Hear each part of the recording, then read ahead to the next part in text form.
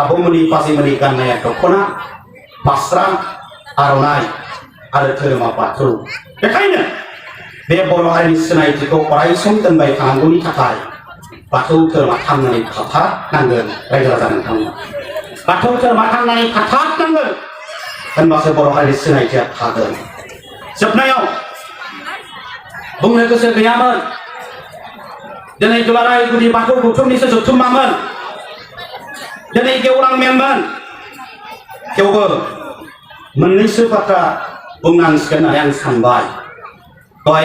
दिनैनि गेवलां मेलनि गाहाय आलासि मानाव गेदेर पिटिसि चिफ हाग्रामा महिलारिया मोननैसो राजखान्थिनि बाथ्रा बुंलांदों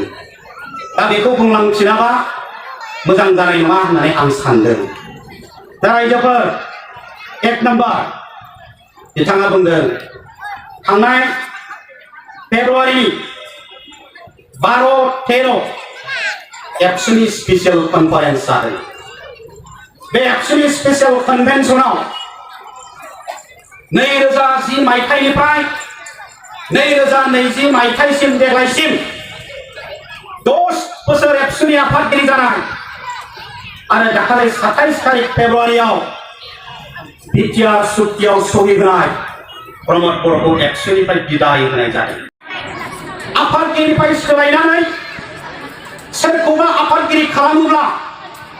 आन्दोलनखौ दैदेननायाव आख' फाख' जागोन होननानै बिथांखौनो गोदान आफादगिरि खालामफिनबाय थानाय जादों नाथाय थांनाय फेब्रुवारि 27 तारिखआव सुक्ति खालामनायखाय सुक्ति जानायखाय बे बिटिआरखौ बिथाङानो दैदेनहैथोंसै थांखि लानानै एबसुनि थान्दै मेलाव थांखि लानानै बिथांखौ एबसुनि प्रेसिडेन्टनिफ्राय हगारहरनाय जादों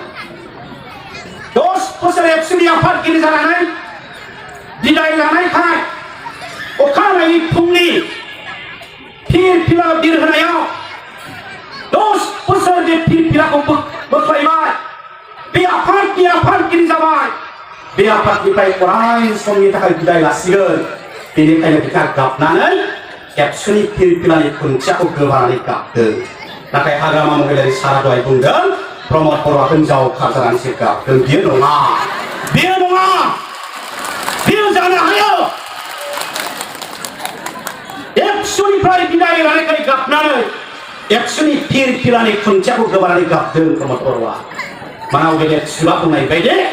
प्रमद बर'आ हिनजाव खारजानि गाबाखौ एक नम्बर एन्सार 2 नम्बर प्रमद बर'नो साफ्रोमबो रायजो राजाफोरा साबायखर होनांगौ साफ्रोम रायजो राजाफोरा साबायखर होनांगौ 1986 मायथाइनि 3 तारिख अक्ट'बराव जोनोम मोननाय एनडिपिआ आखायाव हाथियार लानानै 34 बोसोर सिलाइनि आन्दोलन खालामदों गेजेराव बिथांमोना मोनब्रै बाहागोआव गावदों एनडिपिनि आन्दोलन बेसेबां मानसि गावजादों दिनै कय हाजार जेलाव दङ बेसेबां गोमानानै दं बेसेबां एनडिपि सन्देह खालामनानै गावथारजादों दंफां लायनो थांनानै बन लायनो थांनानै सिमफ्रि खानो थांनानै आर्मि पुलिसजों गावथारजानानै आर्मि ड्रेस गानहोनानै एनडिपि साजायजादों बेसेबां 34 बोसोरनि उनाव बिटिआर सुक्तिनि गेजेरजों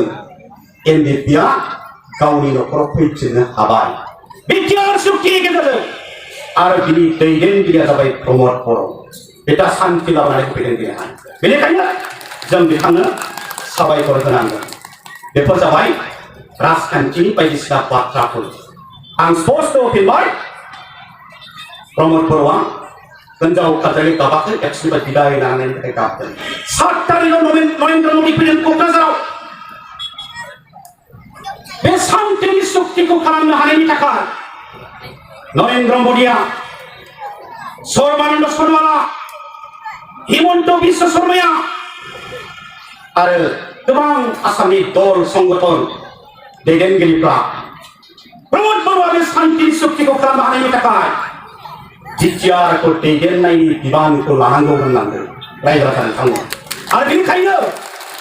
एबसुनिफ्राय हगारनानै इउपिपिएलखौ दैदेननानै फैगौ पिटिसि इलेक्सननि उनाव प्रमद बर'आनो दैदेननायनि थाखाय इउपिपिएलनि दैदेननांगौनि थाखाय बिथांखौ आफादगिरि खालामनाय जादों रायजो राजानो थांगोन बेयाव जेबो गोनो गोथो गैया बेयाव जेबो गोनो गोथो साननांगौ बाथ्रा गैया थ' बेनिखायनो आङो फिननायखौ होफिनबाय राजखान्थिनि बोथोर बयबो बेफोरबायदिनो जानला मोनला बाथ्राफोरखौ बुंखागोन फैगौ बैसागुनि आवगाय एप्रिल दानाव बिटिसिनि बिसायख'थि जानो फैगासिनो दङ बे बिसायख'थियाव दुलाराय बर' फरायसा आफादा बे तामुलपुराव जानाय स्पेसियेल कनभेन्सनावनो